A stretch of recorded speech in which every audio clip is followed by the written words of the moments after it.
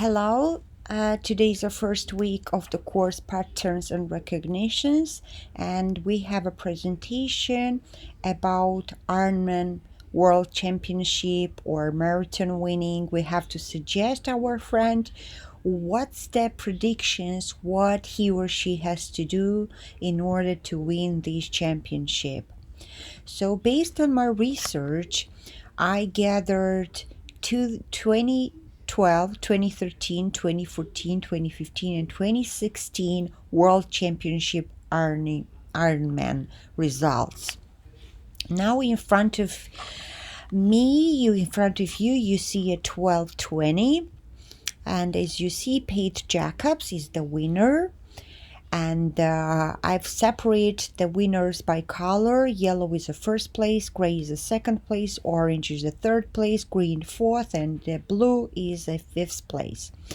As you see on the first place, the Paige Jacobs almost wins all the categories and is on the first place except of the T1 and the running category.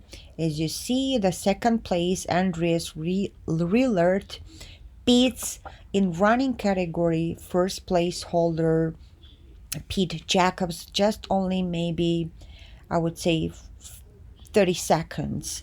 So that's why it didn't affect him so much, and that's why he holds his first place. In a total, the Pete Jacobs wins his world championship, and his total time is 8:18. Let's move to the third place holder, actually second place holder, Andreas Beloved. As you see, the graph shows that he got his place just because he won running category. Otherwise, he would have been on the third place. Frederick van Lierde stayed stable on the third place mostly in all categories. As you see, I've mentioned the oranges as third place, so he mostly holds. Even more on the swimming, he has a second place. So he beat Andreas by 4 minutes, but it was not enough for him to be a final in the second place. As you see in the swimming categories, the Frederick got 4 minutes, but because he loses his running category, that's why the Andrews holds his second place. I would say if Frederick improves his running category or bike, actually the running, he can beat his the second place holder. Let's move now to the year 2013. Oh, as we see, the Frederick now holds a first place. However, he was on the third place in the previous year. I can see that in a swimming category, he is a leader right now.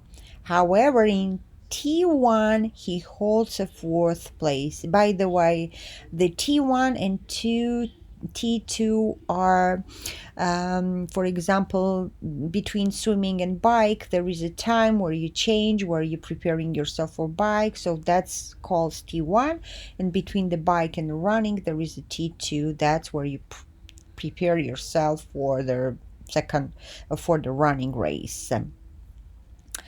In the bike and T2, the Frederick holds a third place, and in running he holds a second place. He was so close to lose. If he would not beat the second place winner in running category, this where we got a time. Luke Maxine is a second place holder. He should, as it's shown, his best results we've seen in the bike category, even better than the first place contestant. But I'm assuming that his second place is because of the swimming category. He put almost 3 minutes in his credit in the first race. The swimming, as I've told you, is the first race. And this is a 3 minute that loses Sebastian Kien. That's a third place holder. Sebastian Kienle needed only 3 minutes in the swimming category and he might have been on a second place. Interesting. Now let's move on the 2014. As you see, 2013 year's third place winner in 2014 now is a champion. What has been improved or changed? I can see that running in the bay category have been improved, and also I see that in 2013 were very strong contestants. If you see the total time, you'll see the difference. With this data, whatever we have here in this year, he would never be a champion in 2013. Even he improved some categories, but no, he wouldn't be able to win in a 2013. He holds his first place in a bike and a T1 as you see in the first place, and all other categories he is on the fifth place. So how it's possible? Graph shows that he got bike category and beats his following contestant almost by 11 minutes. That's what it shows, that caused such an effect. As you see, he needed just only 4 hours and 20 minutes. So his next contestant, who is in the second place, holds 4 and 32. Even the second place just in the bike category has 4 hours and 31 minutes. So, and that's why he reserved all these 11 minutes to finish his marathon. I mean, running T2 and the running category. Now let's move to the category which is the third place. As we see here, we have Jan Frodeno. That this person has very good results. If you see on a graph, if he would improve his bike category, he has a lot of chances to become a champion, because in the bike category he is on the last place and he needed 4 hours and 37 minutes to finish his bike race. Now, 2015 World Championship. As I have predicted, Jan Frodeno improved his bike category and he became a champion in 2015. The bike was his weakest link in the previous year, and in total he beat the second place holder Andreas Ladd by 3 minutes. It's very interesting battle between second and the third place holders too. There is only 1 minute difference between them. Andreas, who is the second place holder, beats Timothy in running category almost by 6 minutes.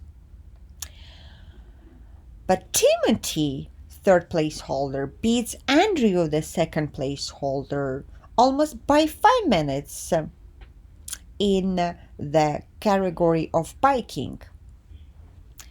Yes, as you see, every second, every minute matters. If Timothy would have been results in swimming, as you see, they are exactly on the same level in the swimming category. 52 minutes and 24 seconds has won, and exactly the same. He might be a second place. There is a big probability that he might hold the second place. So that's why I already know that I have to suggest to my friend that each second matters. You have to, or everybody has to work on each second. Now 2016, what do we have? Again, Jan Frodeno. He is a second-time world champion.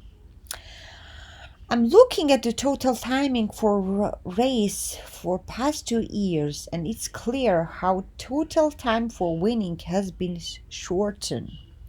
He beats on the swimming category fifth place winner just by 8 seconds.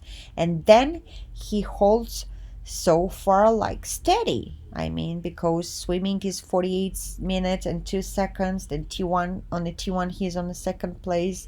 On the bike he is on the fourth place. And on the T2 he is on the first place. And in running he is on the second place.